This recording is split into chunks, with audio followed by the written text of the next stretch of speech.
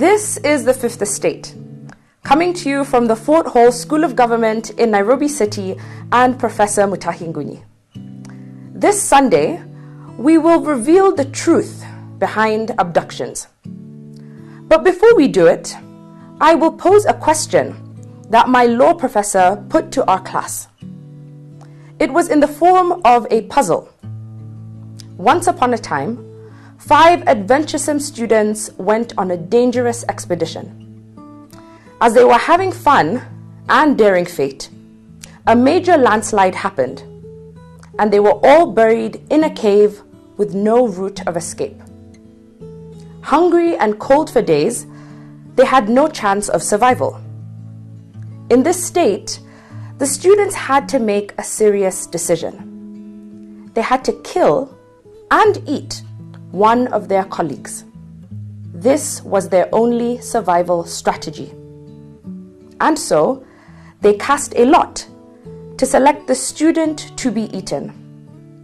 The lot fell on student number 5. The other 4 students overpowered him, killed him, and ate him raw for days.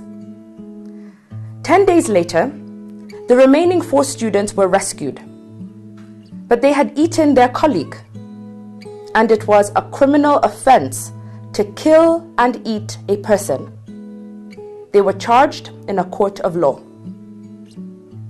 But the question raised by my professor was this: did the 4 students commit murder, given the circumstances they were in? This is known as the case of the Spelancian explorers. If the 4 students had not eaten their best friend, they would be dead. And because they ate a student, they lived to see another day. However, after they survived, they had to face the law. And the question was, under the circumstances they were in, were they murderers? This question was posed before a number of judges. One side of the bench declared that the law is the law is the law. Whatever circumstances the 4 students were in, they killed and ate their best friend. They must therefore die. The other side disagreed. They were led by Justice Foster. His argument was simple.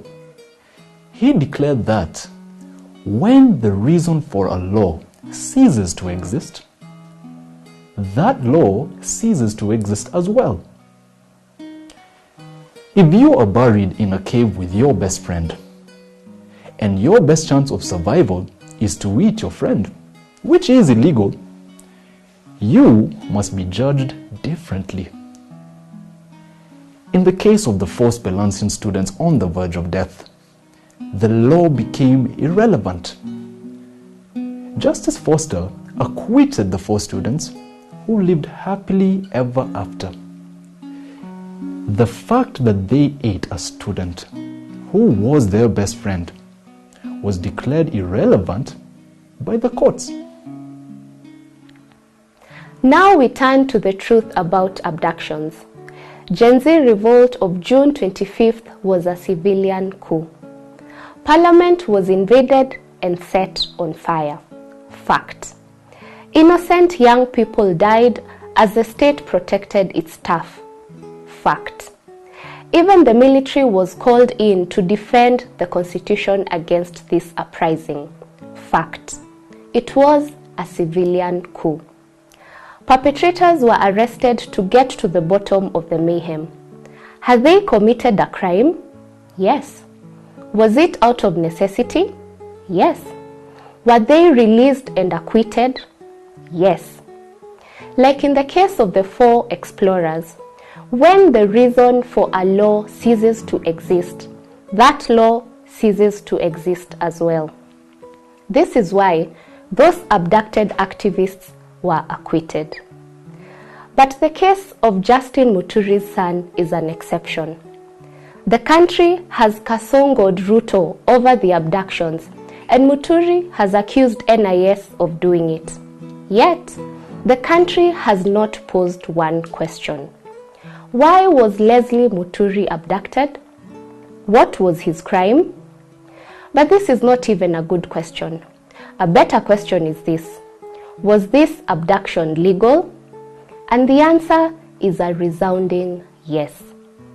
ATPU is authorized by law to arrest any suspicious threat to national security and detain them for only 24 hours.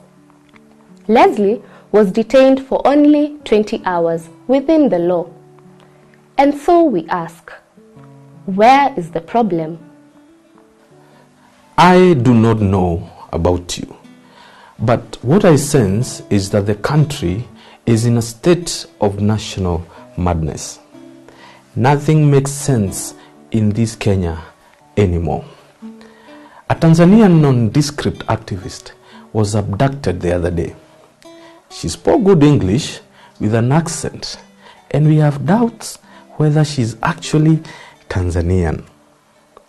Then she told Jeff Koinange Live that the driver of her abduction vehicle was not even Kenyan. He was Tanzanian, fact, or Burundian. She went on to say that Kenya is the safest country in the region, that Tanzanians abduct and kill. This was confusing. Then Kizza Besigye was abducted. They claimed he was in Kenya to purchase arms. We doubt it. More so after social media claimed that Justin Muturi's son was planning to buy arms from Jonglei State in South Sudan to aid the Gen Z revolt. And he was doing this in Kenya. In our view, this claim is far-fetched and untrue. Now, Uhuru Kenyatta has told Gen Z to fight for their rights, adding fuel to the root of problem.